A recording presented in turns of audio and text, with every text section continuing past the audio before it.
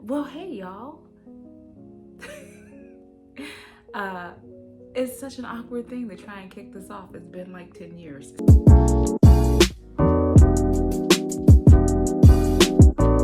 It's been like 10 years since I last made a knitting video.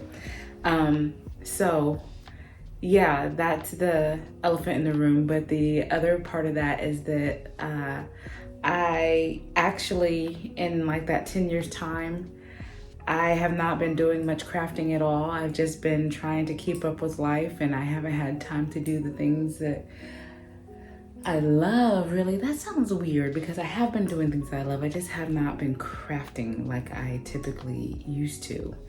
And literally just for like the last couple months or so,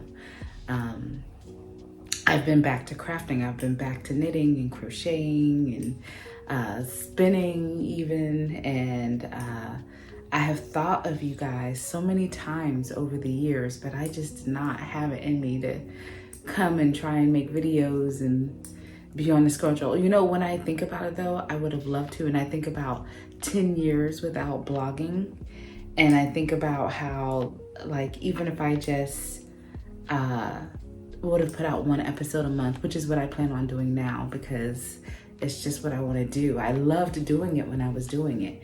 I, just could not sustain it. I just had so much going on in my life. I still do, but like, I don't know, things are different, Anyway, getting back on track. Yeah, I think about how if I would have just stuck with it and just put out one episode a month, I could have 120 episodes at least by now. But no use crying over spilled milk. I've missed being on YouTube. I've missed interacting with you guys. I've missed knitting. I've missed crocheting. I've missed spinning. I've missed looking at patterns. I've missed buying yarn, although I've bought a little something here and there. And then just, those little memes that talk about buying yarn and actually like knitting with it or whatever are two different hobbies. That's so true because like I was not doing anything but sometimes you walk past something or you're in a place. We do a lot of traveling and you go into a yarn shop and you just like, I gotta buy it. I gotta go ahead and purchase it. I have no real projects in mind. I'm not knitting these days, but I'm gonna get that yarn. So that's happened to me a few times over the years, but for the most part, I have not been producing anything. I've just been momming and wifing and and moving and traveling and all the things, So yeah, that's what I've been. Let's see, the last time when I made knitting vlogs, I lived in Columbus, Georgia. And if you recall, we're a military family. And we are still a military family. And now we just moved to Washington State this past summer. So I'm living in Washington State. But prior to living in Washington State, I lived in Fort Knox, Kentucky. And prior to Fort Knox, Kentucky, I lived in Fort Irwin, California. And prior to Fort Irwin, California, I lived in I lived in Germany. I lived in Weiden, Germany. And then prior to Germany, we lived in Leavenworth, Kansas. And prior to Kansas, I believe that's right. Yes, prior to Kansas is when we lived in Georgia. So those are all the places that I've lived in the last 10 years. So we got, Kansas, Germany, California, Kentucky, Washington. So 5 places in the last 10 years since you last saw me. And that little baby that was in the videos with me is now 10 years old, Fiona, and she is just dynamite. She's amazing. All my babies are. In case you forgot, I have nothing but good things to say about my babies. So if you're if you're up for an occasional, I don't know what you call when you're love bomb. I don't know what it's called. About my kids, then you've come to the right channel. So yeah, that's what I've been kind of up to since the last time I was on YouTube. I've just been moving from place to place and trying to raise my kids. During COVID, that was when we were in California, and I became a homeschool mom. And 2 out of my 3 kids still homeschool since COVID. And so, if anybody else became a homeschool parent during that time, then that can be all consuming in itself. But then you have all the other things that you do with your kids, sports and just everyday life stuff and things that other endeavors that you personally go down the road of or whatever. And so that's basically what's been going on with me for the last 10 years. I'm sure as we're chatting and reminiscing and talking about things going forward that like more and more will come out. But that's a general idea of what I've been doing for myself, and it has not been crafting. Now in the last couple months, I don't know what, I am literally sitting in my craft room now. In this new house, we live in some historic housing. The house that I live in is, when did they say that these were built? I want to say the 1920. So these are 1900, let's see, 25, 26.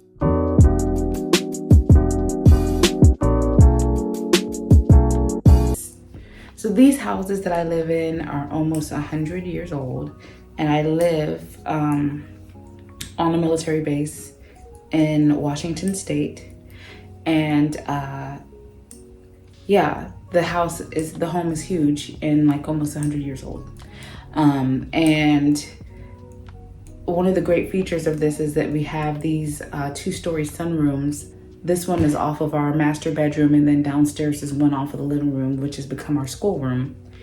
But this sunroom off of our bedroom, my husband was like, "Did you make it into your craft room?" Because girl, don't you know, 10 years I've been carrying around, I couldn't let go of my yarn and my fibers and and my fleeces and all my stuff, right? And so for 10 years, even though I haven't really been knitting, I've been hauling all of my yarn and my machines and all of that or whatever. So my husband was like, "Why don't you make that sunroom into your crafting room?" And I was just kind of like, I don't even craft like that anymore, It's like, but then we did, and it has just awakened something in me. Like, it's not just the space. It's just a season in my life where I'm coming back to myself. And, my kids are older, and I have time for stuff that I love and enjoy and more. And, that's basically how we got here. I made a little crafting room, and while I was putting it together, I just, maybe I want to knit the kids all some Christmas socks this year, because, every year we try and do I shouldn't say every year, but in the last several years, we've been, at the kickoff of cozy season, I'll give them socks or like maybe a candle or something like that, And so I was just thinking maybe during Christmas season, like December, and then we'll have our Christmas pajamas and all those things. And I was just thinking maybe this year I'll actually hand knit them some socks. And so that kind of kicked it off. I started hand knitting socks. And I was able to get, I whipped out a pair of socks in less than a week or whatever. And I was just kind of like, oh. And then Fiona, my youngest daughter, she had seen a Harry Styles cardigan online, a crochet version or whatever. And she was like, I would like that or whatever. And so I was just kind of like, oh, I could, I looked at the tutorial and it was so straightforward. And I was like, I could do that. And so I did it, which I'll show you those things later. So I did it. And so then, so then I had like a pair of socks and a cardigan under my belt. And then my sister, out of nowhere, she must be going through a season as well, because she was like, you want to knit a sweater together? We have never knit anything together. Like, not that I can recall, even though we're both knitters and crocheters, and we have like the same interests, and we talk about, crafting and yarn. We have talked about crafting and yarn and patterns and all that stuff over the years, but we've never knit anything together. And so as soon as she said, I was like, absolutely. And so like I went back on Ravelry, which I hadn't been on in years. I went back on Ravelry and I'm like looking at my queue. And I had like 200 and some odd things queued up. I cleaned out my queue, which I still have like 200 things. But like, so I had to have had way more than 200 things. Speaking of, so I've been drinking old fashions tonight, which is probably another reason why I had the courage to just jump on here and just, say, hey, y'all, I know it's been 10 years, but I'm back. I'm drinking old fashions. That's a habit I picked up in Kentucky.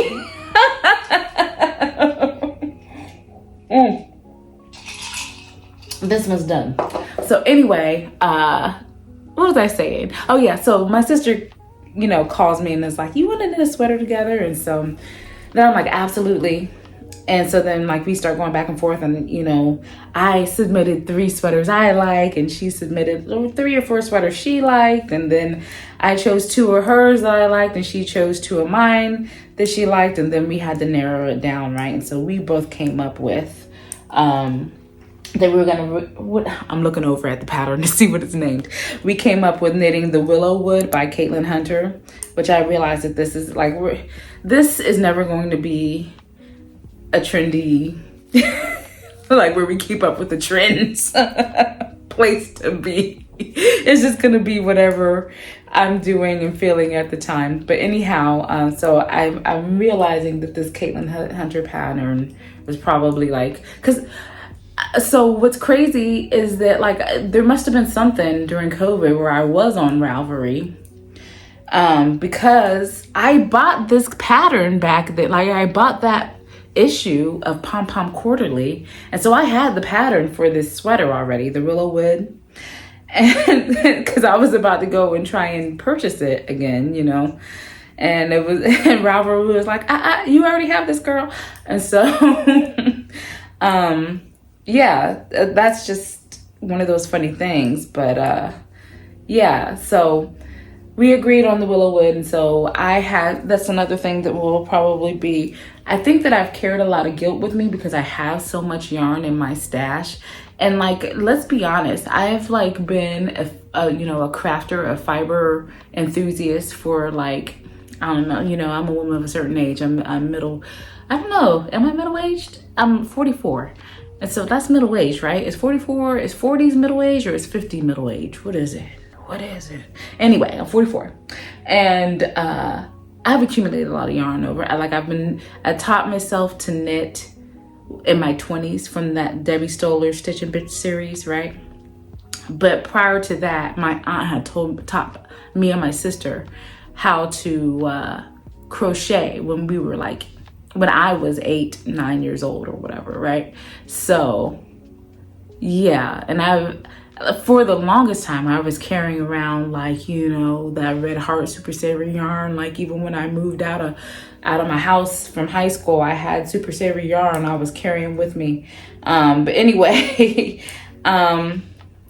yeah, so anyway, I think that I have carried around a lot of guilt for all this yarn that I have around me, but have not used. And I think that that's like, if I were to be analyzed by a psychologist, I think that there's something to me like hanging on to the yarn instead of actually producing things with it or whatever.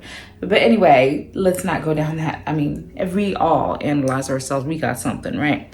So anyway, so I'm not gonna analyze myself. I'm just gonna start using the yarn. And so I say all that to say, when I lived in, I was about to sound so whatever. So my son, my first child, our very first duty station in the military was Vicenza, Italy. And so when we lived in Italy, I went to this, I have no idea what it's called. I couldn't tell you where it's at. But I went to this literal warehouse that just was chocked full, and I mean chocked full of yarn, all different types, and some of it had labels, some of it didn't, chocked full of yarn, and for such cheap prices. And I think that I was a fool at that point because I didn't, how like sometimes you never realize how good you have it until like in hindsight you think about something and you're like, wow, that was a really good deal, or wow, that was really easy, or wow, I should have picked up 100 million, quantity of those or whatever, and so it's that kind of experience. I went to that warehouse and I spent a crazy amount of euros there and got so much yarn, right? But in hindsight, like it wasn't until several years later that I realized that they were probably mill ends, because like when I started knitting with a lot of the yarn, some of them would have like knots in the middle of the balls, and I had never experienced that before, and I didn't know what that was. But this warehouse that I went to probably was just mill and yarn, right? But it was probably mill and yarn for, how do you say it, Sidifra and like all these Italian yarn companies, right? Anyway, I say all that to say, I had in my stash 13 balls of this Carabella Aurora 8 yarn, right?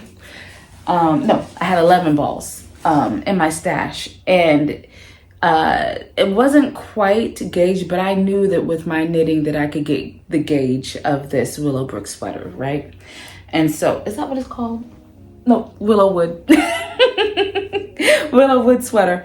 And so I was like, I wonder, and so I knit the swatch, and, I didn't wash it, but like just from knitting it without washing it, I used size 7s because I thought, my gauge is going to be, I can't remember what I thought my gauge was going to be, but I didn't think it was going to be spot on. And it wasn't with 7s, but like the pattern called for size 8s.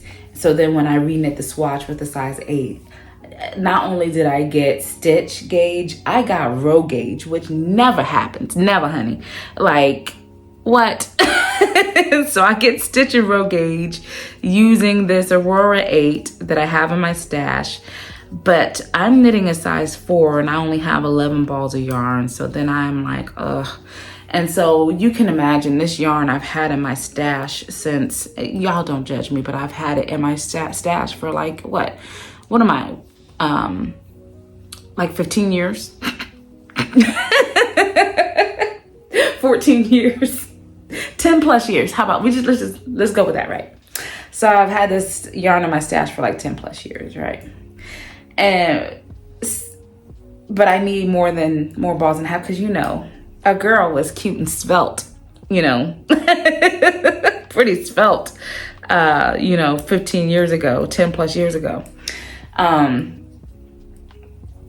And so, yeah, I'm like, I'm going to need, they still sell the color, but obviously those dye lats aren't going to match, but I just go ahead and order a couple more balls. And yeah.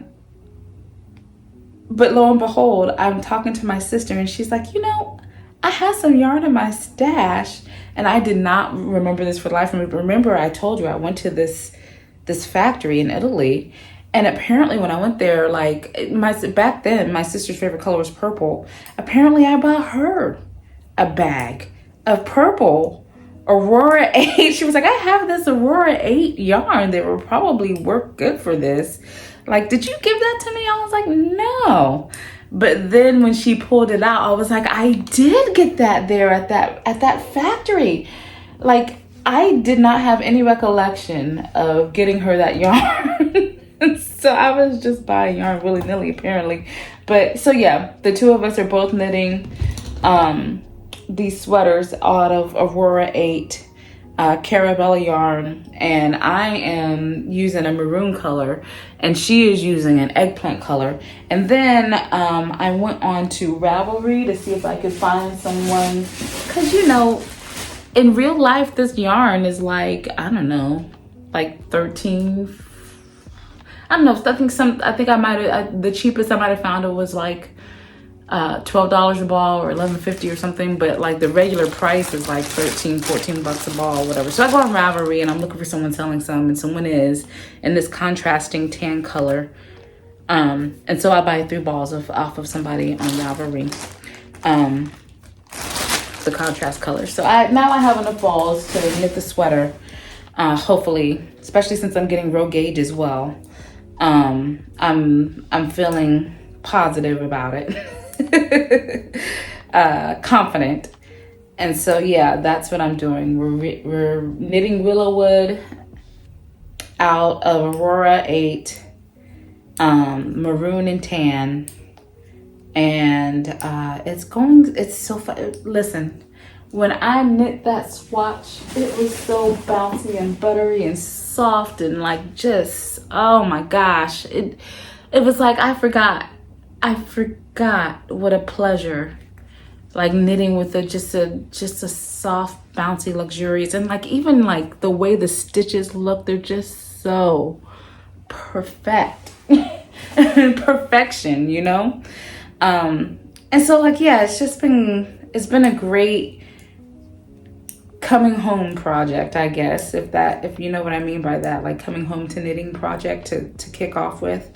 And so the other thing, since I've been knitting again, is that, so I've brought a lot of my yarn up into this craft room, but not all of it. It's most of it is still down in the basement in bags inside of totes, plastic totes, bins, right? So it's plastic bagged, and then put inside of big plastic tubs.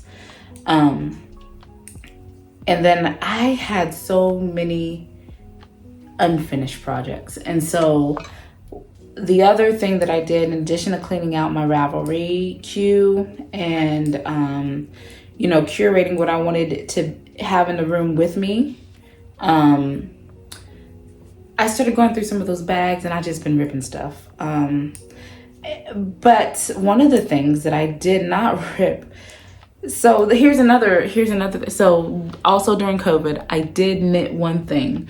And I started knitting like a long weekend cardigan because there was a tutorial on Craftsy. And so that's another thing. Craftsy.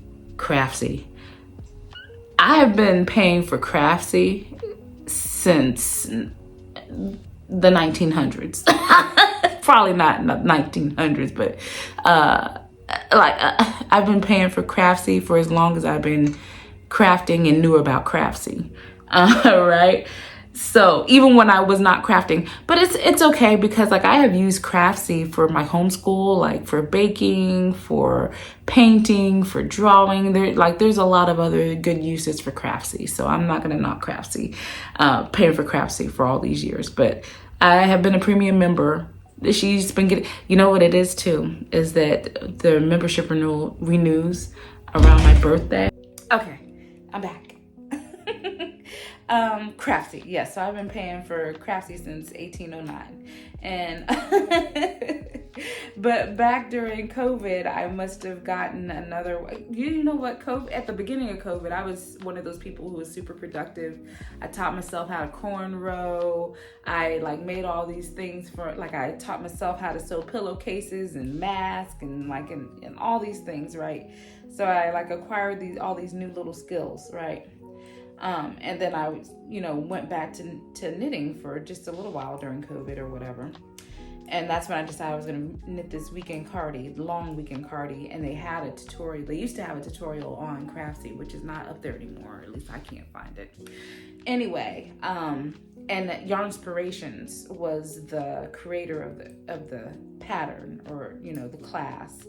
And so I actually had some Knit Picks yarn that I ordered, and I knit the long weekend cardie And when I tell you I knit all the pieces to that long weekend cardi in like 1 week, 1.5, 2 weeks, like a 1 to 2 week period, right? I knit every single piece, like the front, the backs, the arms, the pockets, right? I knit all the pieces, and then I put it into a little basket and set it aside and never put it together. So I came across all those pieces, and so what I'm looking at now is it blocking on my floor, and I have like the back and the two fronts pinned together to sew up this weekend or whatever. And then over here I have the sleeves and the pockets on a blocking board. But yeah, so back in, I don't know, 2019, 2020, I knit the long weekend cardi and never put it together. And the only thing, I knit it all, and then you were supposed to to knit the button band, even though it doesn't have buttons. I can't remember what it's called. Sash. Oh, I can't remember what it's called. And collar. Yes, you're supposed to knit the collar. And so I knit probably, I don't know, a lot of the collar, probably most of the collar. But I was on my last ball of yarn, and I was afraid that I did not have enough to line, because it's a long cardigan. It's like, below the knee or something. It's a long cardigan. And so I was like playing yarn chicken and worried about like, am I gonna have enough yarn or whatever. And so between knitting all the having to seam it all together and being worried about whether I'm gonna have enough to do the collar, I instead of actually being proactive and just ordering another ball of yarn back then, when they probably had the ball of yarn and maybe even the same dye lot, I would have gotten from Knit Picks, because it was that close, right? I just put it in a basket and said,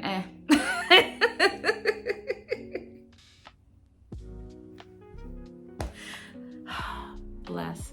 So when I come across that in the project, I was just like, okay, girl, put this sweater together and you'll figure out what's gonna happen with the collar. If you have enough to finish the collar, great. If not, I can actually do the collar in a contrasting color and it wouldn't be a big deal. Like, I think I have some more of that tweedy wool.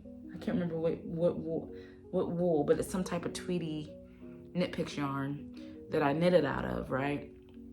I could just make the collar a contrasting color and it would not be a big deal. It wouldn't be a big deal. Or I could make it a contrasting color or something that's similar in color, just a little bit richer or lighter, and make it like a embellished collar. Like, there's so much that I could do, but instead and I noticed this about myself a lot, like now that I've been ripping projects, and now that I've been back knitting, so the thing that I've noticed that if I am working on a project and I've been working on it or whatever, and I've come to a place where either I've messed something up and I know, like, sometimes I'll try and talk myself into, oh, it's not a big deal, you just keep going forward, right? But the truth about myself is, even if I go forward, I will never appreciate that project ever again. if it has that flaw, all I will see is the flaw in the project, like what I should have done, what I should have fixed, how I should have started over, like what I could have done different, right? And so, like, what I know about myself now is that, like, I either fix it or frog it. Fix it or frog it, honey, because you're not gonna be okay. You're not gonna be okay with it. Maybe if it's something that's just like, girl, you're being so nitpicky, it's not a big deal. But if it's something that is like noticeable to me that I can pick out every single time I pick up the project or put on the garment or whatever, I should fix it or frog it. Know thyself, right? And so all the things that I didn't finish, like, I got to a point where either I felt intimidated about what I needed to do next, where I needed to go next in the project, or I had messed something up and I was frustrated and didn't want to go back and couldn't move forward.